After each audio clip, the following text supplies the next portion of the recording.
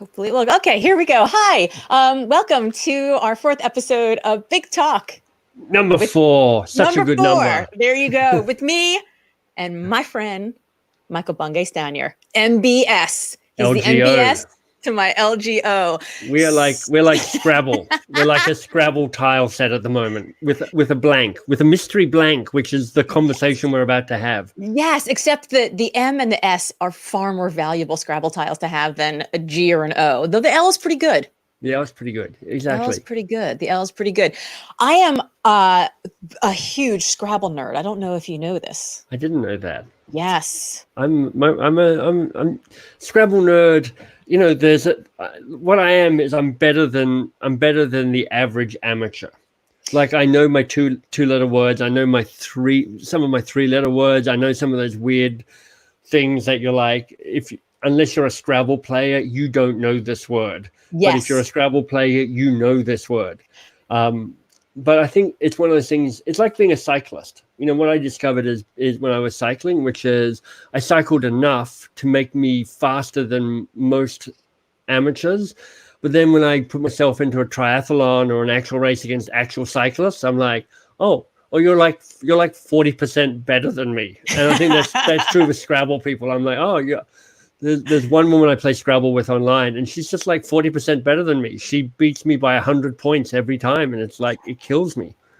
And is that, that's really interesting, because I think that most people, when they play Scrabble, have this notion in the beginning that they just have to make big fancy words. And that's actually the opposite of what you're supposed to do. Like, you're supposed to make these like little teeny words that kind of hug on other words, and you just take your big score points and you put them in the right place. And it is, my husband is 40% smarter than me. I married him actually because he was the smartest person I'd ever met in my life.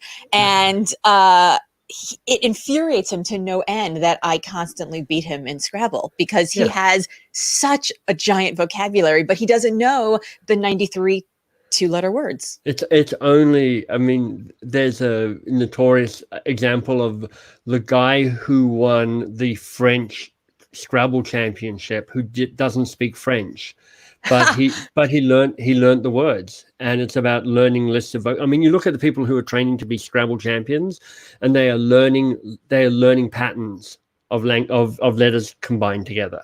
Yes. And that's how you win. Okay, so let's tell the people who you are. So I know you because you're in the speaking world. And I know you because you put out a book called The Coaching Habit, which sold a bajillion copies.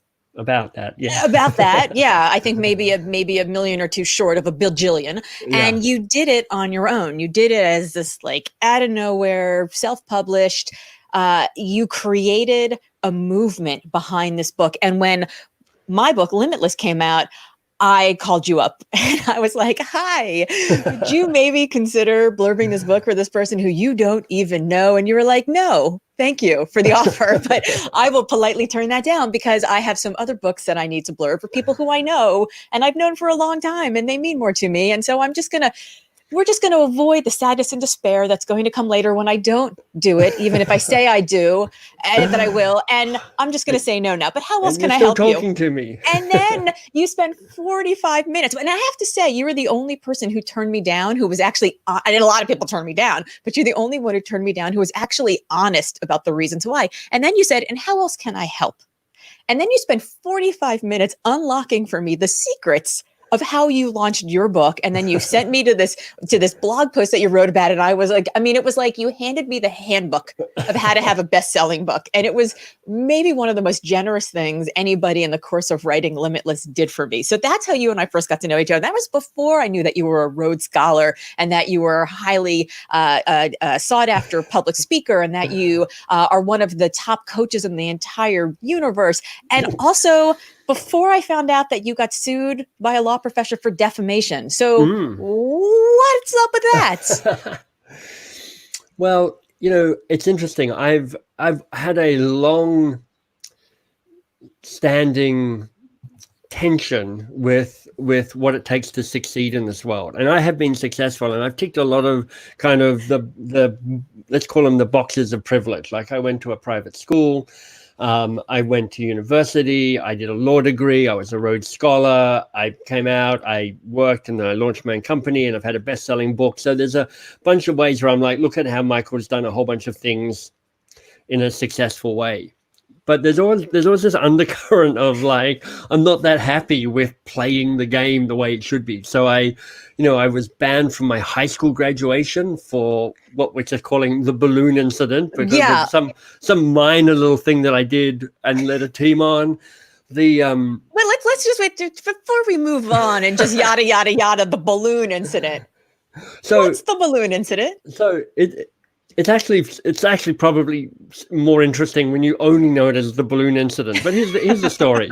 The headmaster of my school was his final year. In my final year, he'd been headmaster for 30 years or something, and the year before, in their final hurrah at school, had actually caused a bit of a whirlwind of destruction.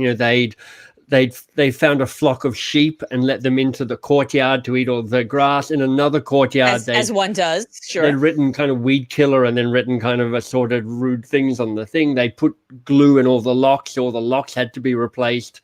So we got this very strict thing saying there will be no shenanigans on your final day at high school. You will behave because we're seeing this dude out in a calm and sensible way. And I'm like, that doesn't sound right. I mean, I'm not up for causing property destruction, but we've got to be able to find some good way of the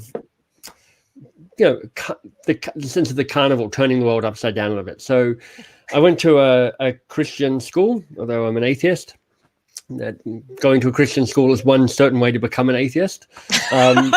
Were you an atheist when you started, or did they teach you that? Pretty much, I was probably on the undecided when I started, and going to chapel on a regular basis certainly kind of helped open the door of becoming a non-believer. Yeah.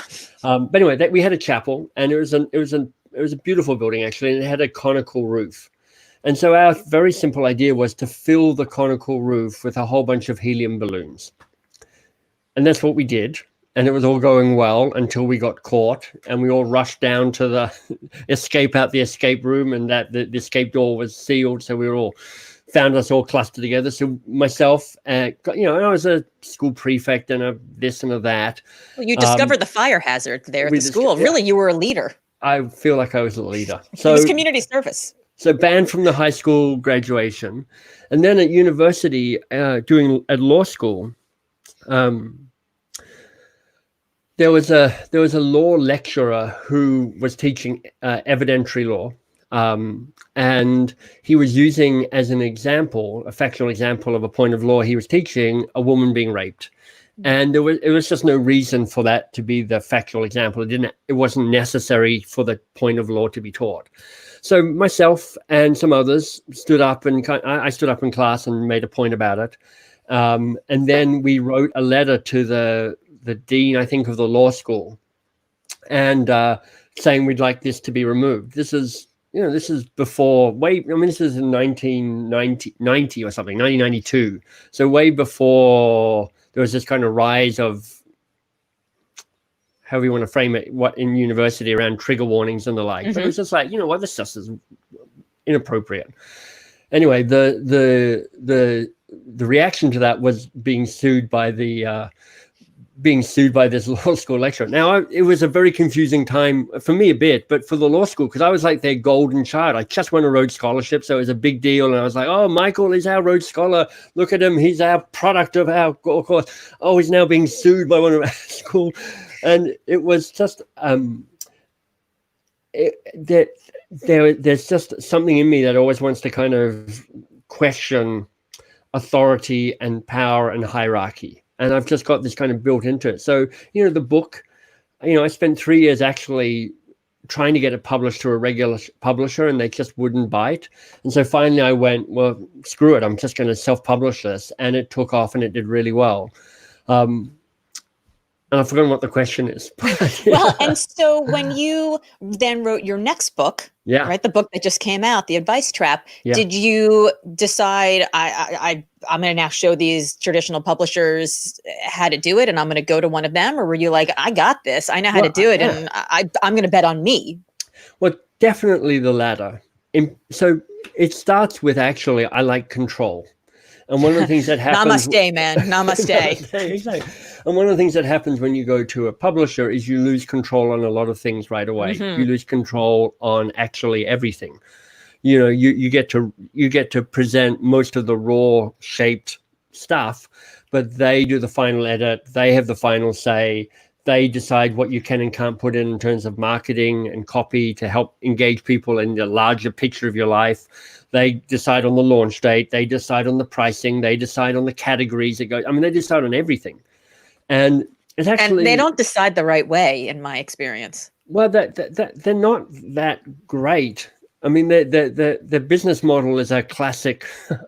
Well, it's just a dated business model.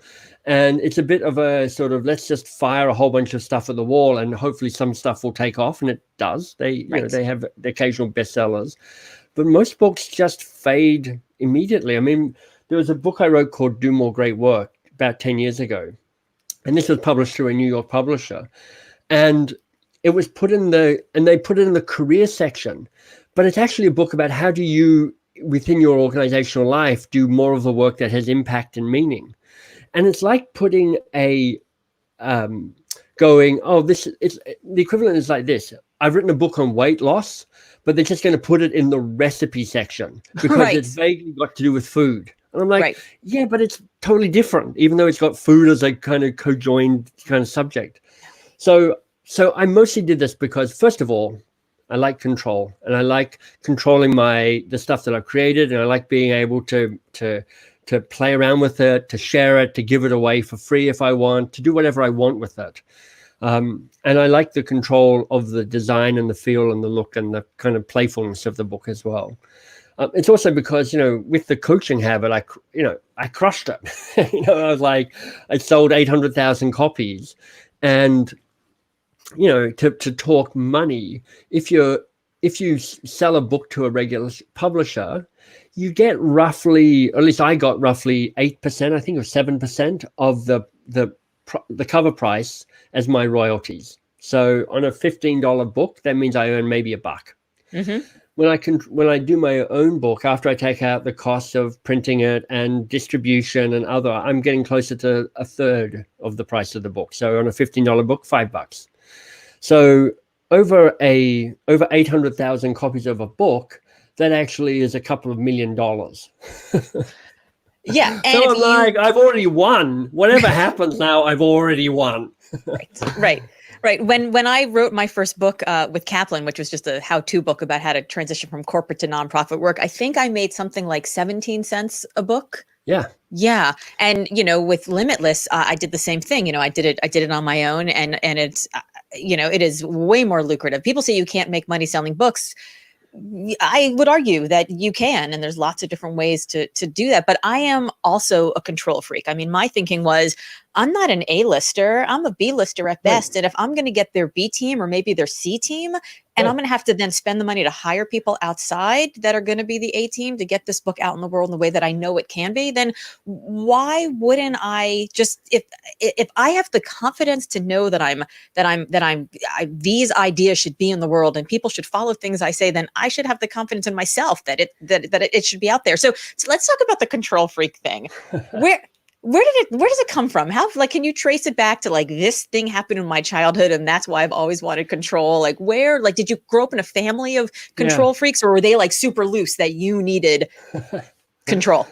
I'm the oldest child. I have two younger brothers, and I've always been kind of a bit pushy and a bit kind of, let me be in charge here. When I was 6, my parents took me off to join the Cub Scout troop. So I show up at the first meeting, and my mum picks me up afterwards and drives me home, and I'm like, it's great. I'm really loving it. I'm actually the sixer. I'm in charge of this little group. And mum was like, wait, how did that happen? And I said, well, I just looked at the guy who was the sixer, and I went, you know what? I can probably do this better than you. You should just let me be the sixer. And meanwhile, your mom is probably like, shoot, we sent him there to learn how to be part of the pack. this poor little kid goes, oh, okay. And so I'm like, I have just seized power. And, I want more. And I want more. Exactly. And I was like, I'd play soccer and I'd just establish myself as the captain of that team. And honestly, there's wiring in me that just has me show up in a very self-confident way. And, you and I talking about privilege a bit before we hit the go on the camera, and I tick all of those boxes around privilege for sure. But the other thing that I've got is just a sense of inbuilt confidence and self-worth that is just magic beans because I have a great capacity for framing stuff that doesn't work as I read a quote the other day, which is like, it's not failure, it's time released success. And I'm like, I love that. So for me, control, it started off kind of like, I want to be the captain, I want to be the sixer, I want to be the prefect, I want to have those leadership roles.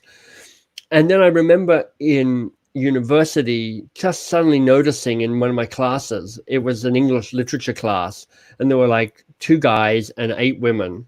And the 2 guys, me being one of them, were doing all the talking. And I was like, that's really interesting. And just that was a telling point for me around just understanding what it means to step back from having to be in the spotlight and to have the control all the time. And part of what I like around control is around so it's more about controlling myself now, my own ecosystem and my own brand and how I show up in the world. I like that. The people I end up admiring are people like Jack White or Bob Dylan. These are people who've done a brilliant job at creating brands that are enigmatic, ambiguous, but at the same time clearly defined. I mean, I love how those 2 guys, as an example, kind of they're commercially minded without being driven by being commercially minded. They're just kind of aware of the market. They're aware of their positioning. They play with that, but they also control that. So, LJ, I'm not sure exactly where the control thing comes from, but I think it's not really from my family. I have a really great family. They're really lovely, but my parents did.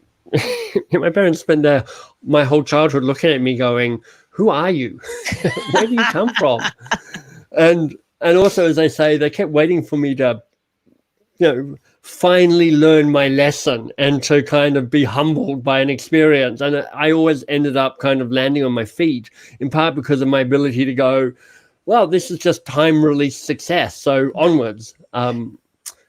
Sorry, I'm rambling a bit. I think that's such a trick. And, I think some people might listen to you talk and say, wow, that's arrogance. And some people might listen to you talk and say, wow, that's confidence. And I think there's a real fine line between them. I mean, for me, you talk about Cub Scouts. I got kicked out of Brownies, which is like what you do before Girl Scouts. I got kicked out of Brownies because they said I was non-compliant. So I mean, you fast forward several years and I become an entrepreneur. And I actually, a few years into running my company, I ran into one of my old bosses from the White House, and he was like, I'm so proud of you. Did you always know you'd be an entrepreneur?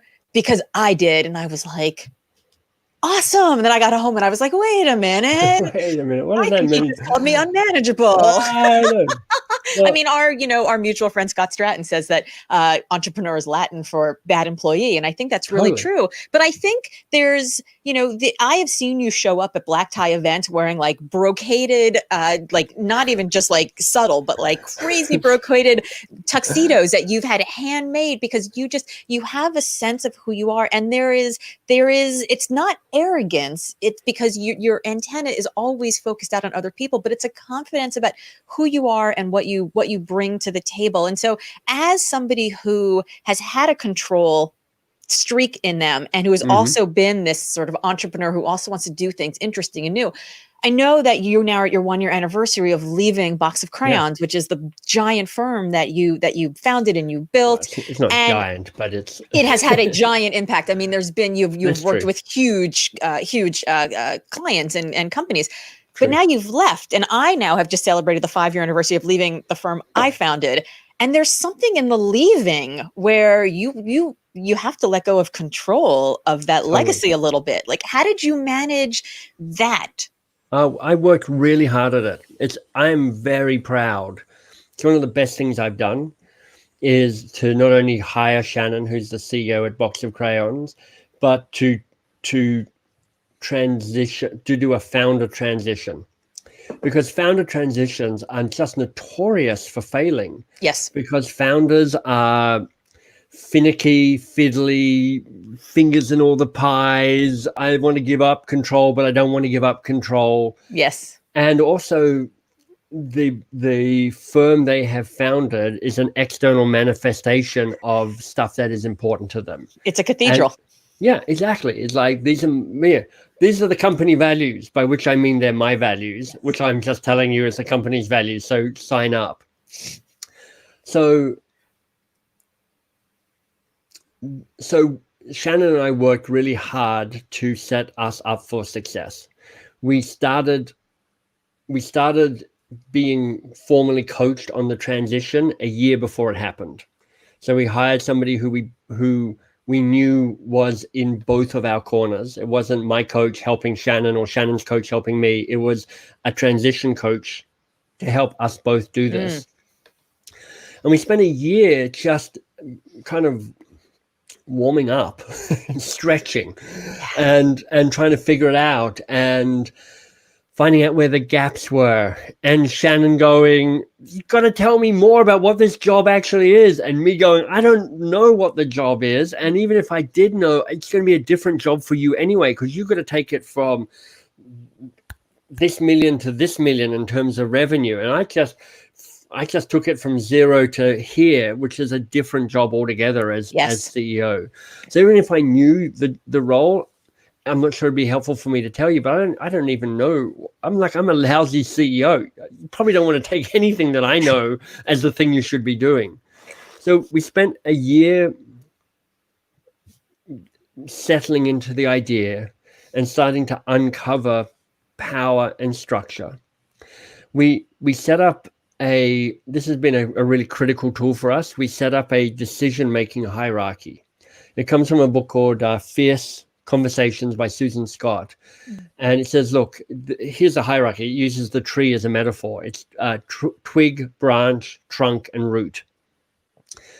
So for me as a founder, I will never hear about twig decisions. They just happen. Branch decisions, I will hear about maybe. Maybe I'll get the newsletter that Shannon puts out and I'll go, oh, that's interesting. We just hired a new person.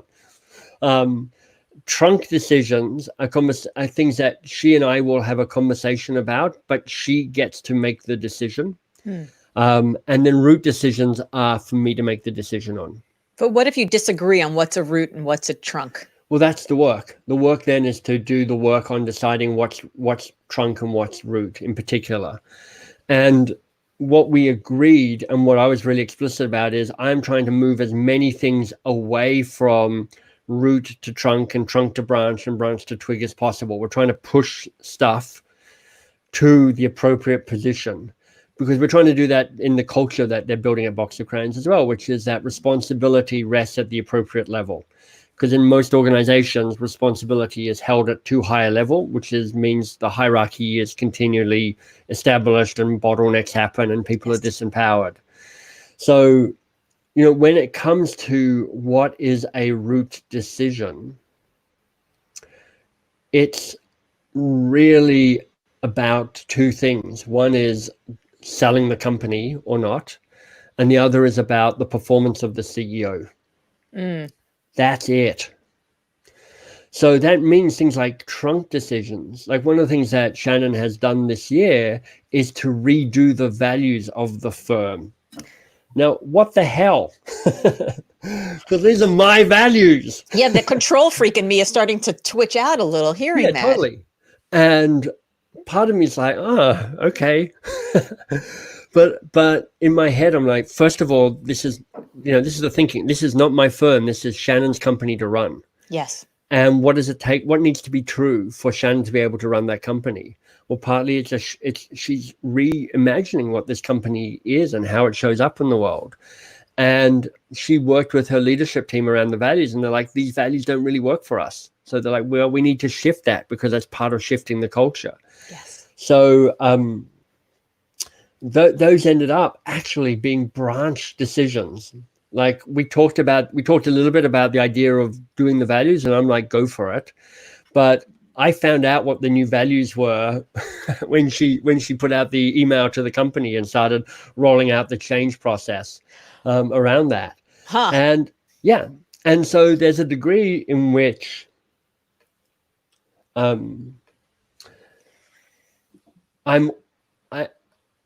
it's incumbent on me to not be nostalgic for Box of Crayons. Yes.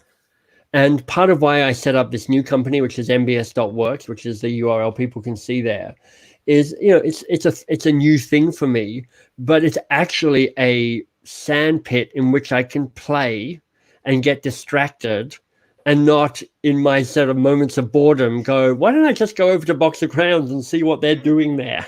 Yeah. Oh, gosh. So MBS.works is as much a self-management process to keep me out of Box of Crayons. And then we do other structural things like, when we started, I was worried that Shannon would feel like I just kind of dumped and run, because I have had a pattern of doing that with other people in the past.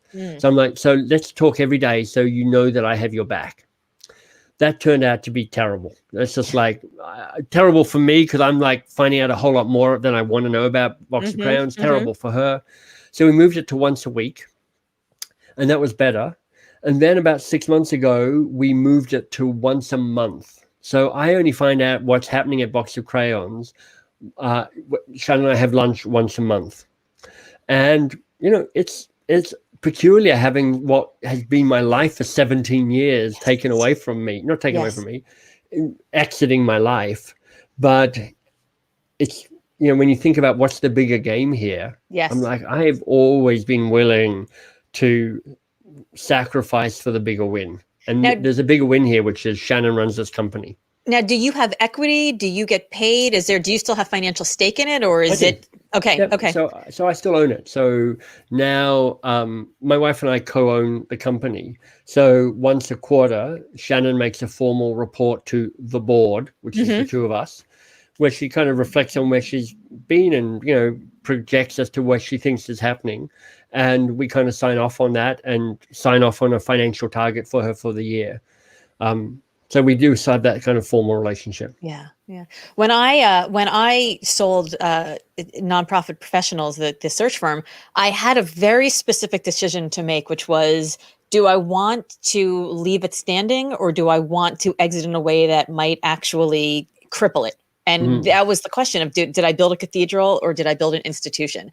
And so having to take your ego out of leaving so that it remains an institution, I believe is probably the hardest professional thing I've ever done in my entire life. And the second hardest professional thing I ever did in my entire life was after I left, and I had no idea who the hell I was when I was no longer LGO CEO. Here's my card. So Limitless Possibility came out of needing that sandpit of just like a place to be, because if I didn't have a place to be, then I was there, getting in the muck with them, and they didn't want me there. And I left for a reason. I didn't want to be there either. When did you know it was time to go? When did you know you wanted to do the next thing? It was more, I didn't want to be the CEO at Box of Crayons. Yes. Because I could just see my limitations. They were just so obvious. And that the strengths that I did have had got us to a certain point. But, in any organization, there are these kind of plateaus which it's easy to get stuck at unless you kind of break through, and breaking through often requires a reimagining of systems and processes, a rethinking of disciplines, a rethinking of people, actually, which is the hardest thing in all of this, which is like, you were awesome, and now you're actually not a good fit for who we're trying to become, and we're trying to hire. We're trying to become let's say a $10 million company, and you're awesome at a $3 million company, but you're just not awesome because the role has changed and the maturity required has changed and whatever. And I just didn't play to my strengths. Yeah. And it's insidious because I wasn't failing, but work was a bit more of a grind rather than a kind of playing to my strengths and trying to be the person I want to be in the world. Yes. And I didn't know what I wanted to do next. And in fact, part of what I was committed to is over the first year out of being formally head of Box of Crayons, is to try not to commit to stuff. Now, COVID made that even easier because there's nobody hiring me to do anything. But it would have been relatively easy to have filled up my schedule with stuff. It's like, I'll take on some people to coach and I'll give some speeches and I'll whatever it might be. And I really mostly wanted to give myself some space to resurface and to sit in the uncertainty and the ambiguity of what's going on, because somebody once said to me, look, think of it like this, it's a metaphor. You're underwater, the longer you can hold your breath, the more interesting a place it is that you will pop up in the end. And I'm like, I'd like to pop up in an interesting place as to what I end up doing, and I don't know what that is yet, so I'm still kind of playing around with that. I love that, because I did exactly the opposite, which is in my crisis of identity. I just said yes to anything that came along. And I found it took me 6 months to unravel out of the 6 weeks of making commitments to things that I just had no business doing. And, and I love what you say about how, playing to your strengths, because in my case, when I announced I was leaving, some of the senior leadership of the firm was like, well, but Catherine, who's taking over, isn't like you. And I was like, exactly, that's the point. Like, the market doesn't need me and my kind of leadership. The company doesn't need me and my kind of leadership. It needs her and her kind of, and you need her and her kind of leadership. And it's really, it's an interesting thing where people get very comfortable with the way that it is. So how did you, I want to get to advice giving soon, because you are one of the world's best advice givers and you know how to give the world's best advice. So I want to get to that and how you do that, and the great TEDx that you just gave about it. But before we get into the question of advice, how did you know from whom to get advice and from whom to shut out advice in this transition? Because I would imagine you had a lot of people that were like, well, here's what I would do and here's what you need to do. And how do you shut that out? So I work on the assumption that everybody's advice is well-meaning but deeply flawed. Yes. So I'm like, it's just data. It's not actual guidance, or it's not actually the truth. And often other people's advice is more about them and what they want than actually what serves me. Yes. What I find is, and actually that goes for my own advice to myself about what I should be doing. I'm like, I don't know what I'm talking about. What am I doing? And what I've found that I've been doing is I've been trying to experiment my way into the future. It's like test out some hypotheses with your actuality. And I learned this some years ago when I first set up Box of Crayons, and it didn't have any focus. It was a kind of hybrid. It's a box of crayons. Exactly. It's like, well, I'm just trying to earn some money here so I can buy groceries. But I really thought at the heart of it would be coaching, because I'd effectively been coaching since I did a youth crisis telephone counseling course as a 17-year-old. And I really thought, this is it.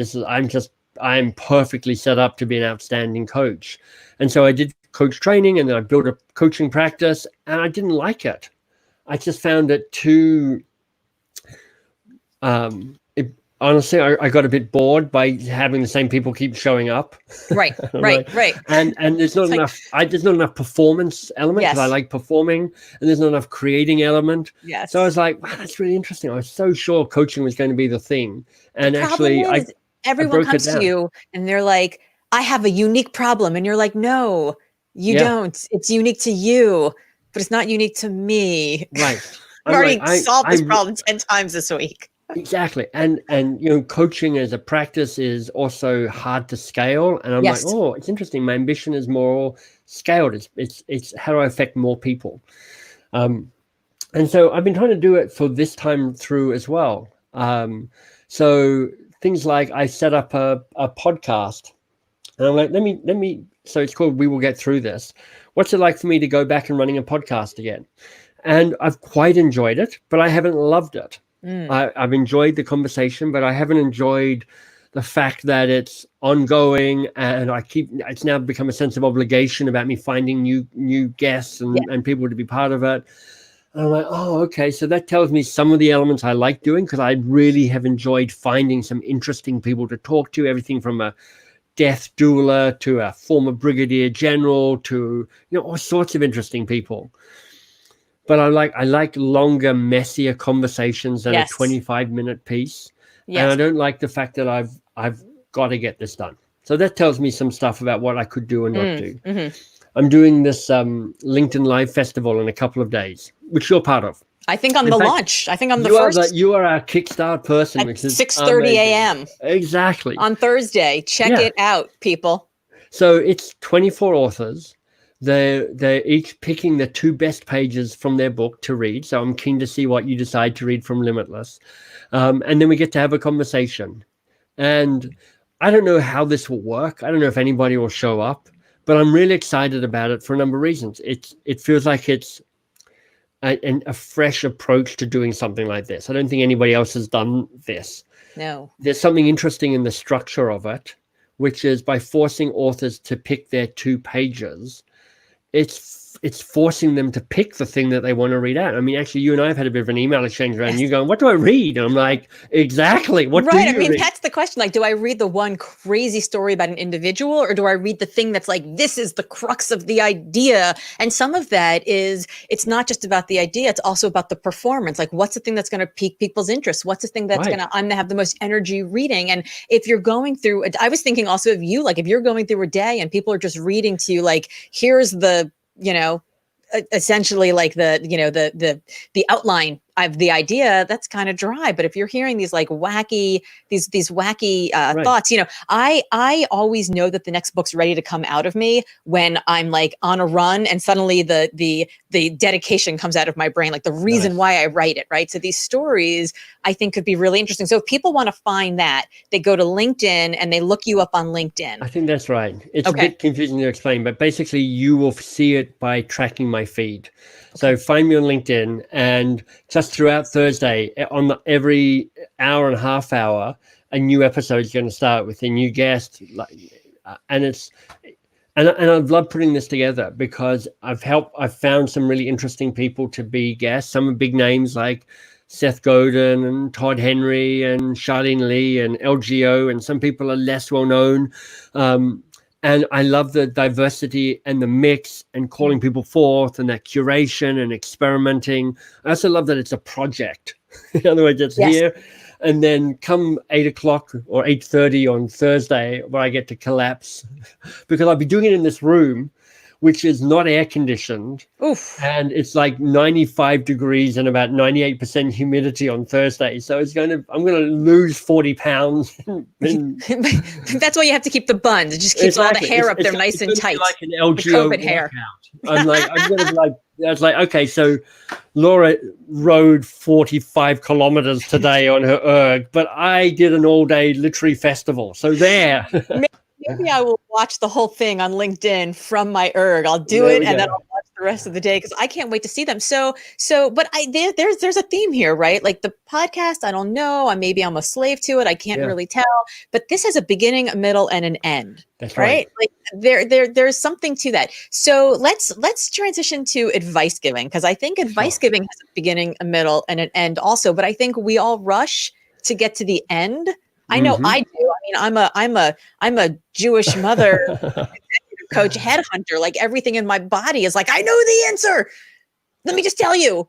And it makes me crazy that you have to listen to people like, wah, wah, wah, wah, wah, because it's so clear what the answer is. Yeah. But then it's not. And I get it wrong. I have all of this. So you know what makes me crazy listening to people going on and on and on and kind of circling the whatever and not getting to the point. Yes. So that drives me nuts. I'm not very patient with that. But what doesn't work is giving them advice to try and make them shut up, because it's probably the wrong advice and they probably haven't told you what the real problem is anyway. So all you're doing is perpetuating an unsatisfying conversation on both sides. Right. I think that they're not putting my advice into practice because they're just not tough enough. They're not ready. They don't quite understand it. But the truth is, it's probably because it's the wrong advice. Well, it could be both of those. Thank you. I mean, there's a fair bet. I mean, I have a working hypothesis that most of the time we're offering up not very good advice to solve the wrong problem. Yes. So that's a starting point. So for me, giving advice starts with actually, can you stay curious a little bit longer? And the question that I ask and use most often is, hey, what's the real challenge here for you? When they're going, wah, wah, wah, wah, wah, and you're like, let me interrupt because this sounds important. But because I have a life and I actually need to go and do other stuff and I can't listen to this forever, what's the real challenge here? What matters? What's the hard thing here for you? And that just drops the conversation down into it's big talk, not small talk. Right. You know, we like big talk around here. Yeah. Exactly. So we're like, let's get to the thing that really matters. And then the second thing with advice I find is it's really helpful to understand what advice they already know. So you're not being redundant. So I go, wow, okay, if that's the real challenge, you probably thought about this a little bit. What ideas do you already have around how to tackle this? I mean, what are you thinking about? And they'll come up with a bunch of stuff. And particularly if you prompt them, because after they've given their first piece, you go, that sounds good. That sounds interesting. Yeah, sure, maybe. What else could you do here? And get them to do the work. And you're making progress, but you're saving your glory for the right moment. And they probably also feel good then. They probably feel better about themselves and feel more confident in this like very vulnerable space that they're in, asking you for advice by actually giving you, like showing you they've done some work and giving you some ideas and getting the feedback from you, the person that they've sought out for advice, to actually tell them that they're on the right path. It works at a quite a profound level, because you're saying, look, I trust you. I see the best version of you who can figure this out. Let me help you solve your own problem. So it's an act of empowerment. Mm-hmm. And what that means is, if you're in that process where you're like, I've got a really good piece of advice, you're choosing to give up power and control and status and authority in that brief moment in service of that other person, because not only do you want the short-term win of let's solve this problem, but you want the bigger term win of going, let me make you a more confident, competent, capable human being who has an ability to trust themselves and solve their own problems. So going, hey, it's great that we found the real problem. What ideas do you already have? And it odds on, particularly if you're a advice-giving Jewish mother type person, you're like, I've still got some ideas. Yes. So then... And opinions. Exactly. And solutions and all that. So then for me, it's like, offer it in a way that allows both of you to save face if they say no, or if they don't act on it. So what does that look like? Yeah. So I just have some stock phrases. I go, well, look, I've got some ideas. I don't know if they're going to work. They're probably a bit left of field. So let me just put it on the table and see what you think. And I'm fine either way. And then I'll offer up my suggestions. And what I've done, I mean, I've literally put it on, I've gone, let me put it on the table. So it's almost like the two of us are looking at this piece of advice, going, what do you think? And they're like, yeah, I like it. I'm like, yeah, I like it too. It's brilliant. Or they're like, I'm not sure. And I'm like, yeah, I'm not sure either. I didn't think it was very good, but I just thought I'd put it out there just in case. Now that I see it in the cold light of day, ooh, not so good. So it's like, don't hold on to your advice tightly. Offer it up. offer it up in a way that is slightly self-deprecating, because that just means if they say no, you're not vested in going, excuse me, this is my advice. God damn it, take my advice. You asked me for this advice. You took my time. You bought me a cup of coffee. Exactly. For God's sakes. Take my advice. And if you have a relationship where there is a more formalized sense of power and structure and control, then don't offer it up as advice. Say, this is what I would like you to do. I'm setting up expectations here. I'm like, look, I heard what you're saying, and I'm going to actually tell you what I expect from you now. This is what I need you to do. I need you to do this by this date at this level of performance. And if you need any help to do that, come and see me and we'll talk about it. So don't opt out of giving the clear direction if the clear direction is what's required. But if they just ask you for some ideas and solutions, help them find the right problem, help them find their own solutions, offer up your brilliant solution, but do it in a way that allows both of you to save face. Now, do you feel like most times when people give advice, they want praise? Or do you feel like most times how do you figure out the difference between the people who want advice and the people who want praise and the people who just want you to be like, oh, cupcake, that's hard. Yeah. I find that confusion happens particularly when people ask for feedback. Feedback is a word that is multiple in its meanings, and there's often confusion around what people are actually looking for when they ask for feedback. So there's actually a couple of Boston-based folk who are Doug Stone and Sheila Heen. I've forgotten the name of their book, but it's one of the definitive books on feedback. And they say, look, feedback actually has three different aspects, I guess. One is I'm actually looking for appreciation. So when I go, hey, I'd like some feedback on how I'm doing, what I'm really saying is, hey, LGO, just tell me I'm awesome. You haven't told me I'm good in a long time. Exactly. Yes. Sometimes when they're asking for feedback, they're looking for coaching, which is like, I need help to figure this out. So if you come in with the appreciation, oh, no, you're awesome, you're doing great, carry on. They're like, it's not what I was hoping for. Right. I mean, thanks, but that's not what I'm hoping for. And it almost feels like you don't respect me enough to take the time to really help me get better. Exactly. And then the third thing that's often what's meant by feedback is evaluation. Tell me where I stand. You're 70% of the way through. You're in the top 10%. You're in the bottom 10%. This won't get you an A. And that just goes, okay, now I understand how I fit. So if they're like, okay, if you get the wrong thing, they're like, oh no, you're doing great. Or even in coaching, it's like, okay, so what's the problem here? They're like, I don't need help what the problem is. I need help to understand how I beat the person who's ahead of me. Yes. And I think it's really worth, if somebody says, hey, can you give me some feedback? Just going, okay, what sort of feedback are you looking for? Yes. When you've had really good feedback and it's been really helpful for you, what does that look like? And just getting them to define their terms, define the experience, allows you to give them what they need and they want, which makes you a more effective person in their lives. Because they're like, that was exactly what I was hoping LGO would say. Right. And it helps you avoid the minefield of the like, well, I thought the speech was great, but the outfit could have been better. And they're like, but I loved the outfit. I wanted you to tell me about the speech. Or, It's like, oh, so glad you dumped that guy. He was terrible. And he's like, well, we actually got back together. And you're like, my God. And then you're stuck, right? Like that is, it's so, and I think a lot of people give very, sort of non-litigible, is that even a word? We're going to make it a word today. Non-litigible feedback often in work environments because they're afraid of saying anything real that might actually hurt somebody. So, okay, so feedback is feedback and advice is advice. So when people come to you and they ask for advice, you start by, you let them talk a little bit and then you say, well, what's the real challenge for you? And that sort of breaks it down. And do you find that people see what the real challenge is, or do you have to kind of steer them sometimes to understand, like, okay, there's the forest, there are the trees, and there are the leaf counters, and like, lady, you're a leaf counter right now. Like, how do we get you at least to see the tree, like that the tree has leaves, or sorry, that the forest has trees? So there's something very powerful in helping people wrestle with what the real problem is.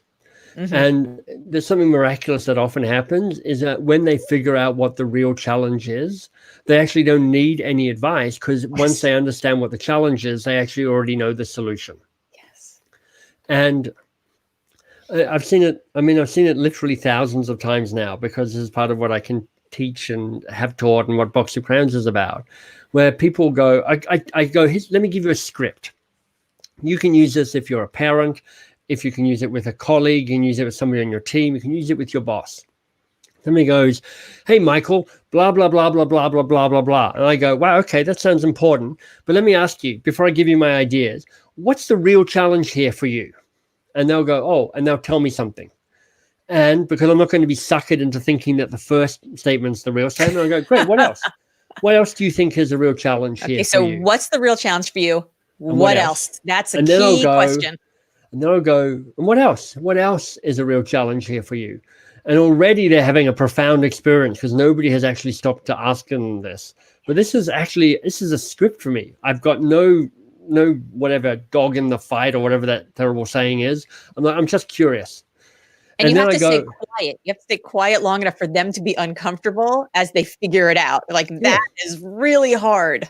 Yeah. And sometimes it involves you being quiet for, up to 3 seconds. I mean, it's an eternity. It feels like an eternity. But, however uncomfortable you are with the silence, they're uncomfortable too. I used to say when we were doing reference checks for really super high level people, you'd ask a question and then literally you count to, like, the person would give the answer, pretty standard, non-litigible answer, and then you literally, like, they stop talking and then you literally 1, 2, 3, and before you can even get to the 3 and the silence over the phone and the awkwardness, they start spilling the beans. It's like that's where it all comes out. And 3 seconds is a really long time. 3 seconds is a really long time. It feels like a really long time, and it's also 3 seconds. Right. So it's the discipline to going, I am doing this in service, because sometimes there are people who are like I'm an extrovert in that way of the way I figure out what I'm thinking is I speak it. Mm-hmm. So when somebody else, like you, ask me a question, I go, oh, well, look, there are 3 things I want to tell you. I don't yet know what those 3 things are. I'm interested to find out myself. Right? That's why every conversation with you is so interesting. So I'm doing this in service. Almost, if you say that to yourself, it almost actually gets you to the 3 seconds. There so, okay. Yeah. What is the real challenge for you? And what else? I'm doing this in service. And then what happens? And then you go and ask another, and what else? Just go, this is great. What else is a challenge here for you? And basically after that, you can nod and you go, well, look, there's lots of going on here. What's the real challenge here for you? So you ask the question again. You go back. Ask the question again. Yeah. I'm like, I am as lazy as it gets when it comes to doing this. But this is like a 2-minute or a 3-minute conversation. And in that time, you've shifted the focus. And you found something that will be, 9 times out of 10, more important, more personal, more real, and more engaging because of that. So now people are like, I want to solve this. So the secret to staying curious longer is to ask good questions, shut the hell up, and to be as lazy as possible. Yeah. Okay. Exactly. Now we know. It's pretty much, honestly, this is coaching. Coaching is simple but difficult. Ask a question. Shut up and listen to the answer. Ask another question. that is it. It turns out that that's hard for lots of people to do. It's hard to find it. It's hard to ask a question in a simple, elegant way. Most people do a kind of 3-minute build-up explanation, and then they ask 17 questions rapid fire. Most people don't listen very well. Most people don't create silence. Most people most people, when they're listening, they're actually not listening. They're trying to think of the next question that they should be asking. Listening is exhausting. I never understood how hard listening was until I started interviewing people. And it is such a skill that you have to train it like a muscle, because it does take stamina, because you really have to take your ego out of it. You have to take your control out of it. Like, I know exactly where this conversation is going and I'm going to lead it there, because if you really listen to what people say and what they don't say, right? Like the hesitation, the pause, the body language, all of that, it is amazing what you can uncover. Right. I mean, for me, that's part of why the 2 Pages Festival is something I'm really excited about, because it means that I have to be present and listening to you and the other 23 authors who are speaking, because I don't know what the 2 pages are. Yes. So, after you read your 2 pages, I now need to be able to engage with you in whatever you've just shared. So it forces me to use my intelligence and my wit or whatever, but I have to be present with you. And I can't disappear down I've already got my questions lined up for LGO, because I don't know what you're going to be talking about. It's going to be an exhausting day. It will be an exhausting day, but I've got a little bottle of bourbon just under my desk here, and I'll just be kind of sipping that maybe have an ice bath because there's intermission. So every 2.5 hours, I'll have an ice bath and kind of a masseuse or something come in and revive me for the next phase. It's going to be fantastic. It's going to be fun. So, okay. So what gets in the way? Like, if we know what to do, right? It makes such obvious sense. Like, what's the real challenge for you, and what else, what's really going on here for you? What's the real challenge? What stops us from just doing that? Well, there's 2 levels of answer to that. One is the fact that we've all been conditioned by life to feel rewarded when you have the answer. I mean, it starts in school and university and career. Pick me. Yeah, exactly. It's like, I want to pass the test. I want to have the A. Look, the people who get rewarded are the people who know stuff. So we're all like, this is how I prove my value. Yes. But there's a kind of more, a deeper level, which is a bit more kind of about protecting our sense of our identity, protecting our ego. And in the new book, The Advice Trap, I talk about the advice monster. Yes. As this thing that hijacks your conversation. You're trying to stay curious, but your advice monster looms up and starts kind of forcing you to offer up these ideas and opinions. Now, I'm a Jewish mother. My advice monster comes with really good matzo ball soup. Does that make it any better? It makes it slightly better. And it's also worth, LJ, just saying, look, don't get this wrong. There is a place for giving advice. Yes. It's just a little later than you think. It's like, find out what they're thinking, find out what the real problem is, and then figure out what your advice is to give. What we're trying to do is slow down the rush people have to leap in with advice. And I think there are 3 different drivers. And so I gave each of the 3 advice monsters a name: tell it, save it, and control it. Tell it is the driver that goes, I need to be the smart one. I need to be seen to add value by giving the answers, to prove that I've still got value, that I still know my stuff. Save it is a little more on the lines of, my job is to make sure that everybody is safe, to rescue everybody, to protect everybody. I've got to keep everybody safe from everything all the time. If I don't do that, I'm going to fail. And then the third one is about control, which is like, I win by staying in control and keeping control of everything all the time. I don't give up power. I don't give up control, because if I do that, who knows what will happen? I'll probably fail. I'm guilty of at least 2 of 3 of those. Yeah, if not totally, all 3. Totally, me too. Every conversation. Maybe not every conversation. But in a lot of conversations. But you recognize that, which is like, oh, for the sake of what am I giving advice here? Is it to make me feel good? Because this is what it is. It's to make me feel good about how smart I am, what a savior I am, how in control I am, how I'm the boss here. And then we're building a cathedral and not an institution again. It goes back to the same idea. Yeah. Totally right. And a willingness to, in the 70s, a guy called Robert Greenleaf wrote a book about servant leadership, which is servant leadership is about leaving the other person better off than you found them. Yes. And part of that is about you getting out of the way so that you can be in service to them. And curiosity is actually this kind of key. I mean, the language we use now instead of servant leadership is more on growth mindset. That's kind of the new buzzword, but it's the same thing. Curiosity is what the growth mindset looks like when it's being operationalized. So I love your website, mbs.works, because you go there and there's this big, beautiful photo of you and it's limitless yellow everywhere. So of course I have to love it. But you have this giant quote from Nabokov: curiosity is insubordination in its purest form, which of course makes every part of me be like, oh yes, me too. Never met a revolution I didn't like. So insubordination, just by being curious about other human beings, sign me up. Yeah, thank you. Yeah. So where do people find you and sign up for more of you? Yeah, MBS Works? MBS Works is a great place. And if there's one thing for you might like to try out there, there's something called the Year of Living Brilliantly. Again, LGO is part of this.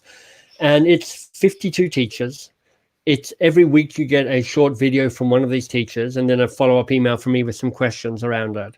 And it is a really smart, diverse, provocative crew of people.